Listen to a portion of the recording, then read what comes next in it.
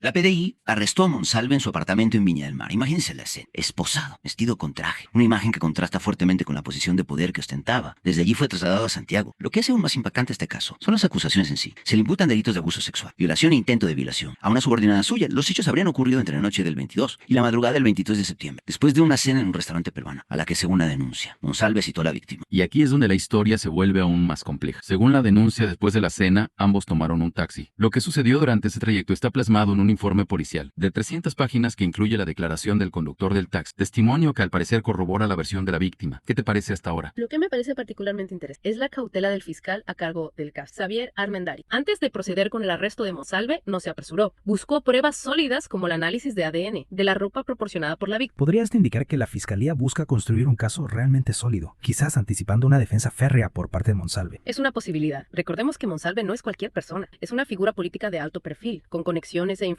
Una actuación precipitada por parte de la fiscalía podría haber dado lugar a acusaciones de parcialidad o incluso de persecución política. Entiendo. Y si a esto le sumamos el hecho de que varios fiscales se negaron a manejar el caso inicialmente. Exacto. Ese detalle no es menor. Sugiere que el caso era visto como una papa caliente, algo que nadie quería tocar por temor a las posibles repercusiones. Entonces, podríamos estar ante un caso que va mucho más allá de un simple proceso penal. Sin duda. Las implicancias de este caso podrían ser enormes. Estamos hablando de un ex alto funcionario del gobierno acusado de delitos graves. Esto no solo pone en jaque la reputación de Monsalve, sino que también salpica al Partido Socialista y por extensión a todo el gobierno. Y para añadir aún más complejidad, la Contraloría General de la República también ha iniciado una investigación aparte, un sumario para determinar si hubo alguna irregularidad o encubrimiento dentro del gobierno en relación con este caso. Correcto. La Contraloría tiene la función de fiscalizar la actuación de los órganos del Estado. En este caso, su investigación se centrará en determinar si hubo algún tipo de obstrucción a la justicia, si se intentó proteger a Monsalve o si se ocultó información relevante sobre el caso. Entonces, podríamos estar hablando de un escándalo que podría llegar a los niveles más altos del gobierno. ¿Es una posibilidad real? Si la Contraloría encuentra evidencia de un encubrimiento, las consecuencias podrían ser devastadoras para el gobierno. Podría haber renuncias, destituciones, incluso un juicio político. Y más allá de las consecuencias legales y políticas, ¿qué nos dice este caso sobre la cultura de poder en Chile? Ese es un punto crucial. Este caso nos obliga a reflexionar sobre las dinámicas de poder en nuestra sociedad, sobre cómo el poder puede ser utilizado para abusar y silenciar a las víctimas. Es cierto. Y también nos lleva a preguntarnos qué mecanismos existen para proteger a quienes se encuentran en una posición de vulnerabilidad frente a figuras de autoridad. Exacto. Este caso debe servir como un llamado de atención para fortalecer las instituciones y crear mecanismos más efectivos para prevenir y sancionar el abuso de poder. Hasta ahora hemos explorado los detalles de la detención de Monsalve, la gravedad de las acusaciones en su contra y el complejo entramado de la investigación. Pero aún hay muchas preguntas por responder. Ciertamente. ¿Cuáles son las pruebas concretas que tiene la fiscalía? ¿Qué tan sólido es el testimonio del taxista? ¿Qué dirá Monsalve en su defensa? ¿Encontrará la Contraloría evidencia de un encubrimiento? En la siguiente parte de esta profunda inmersión, profundizaremos en las potenciales ramificaciones políticas de este caso y analizaremos cómo este escándalo podría cambiar el panorama político de Chile.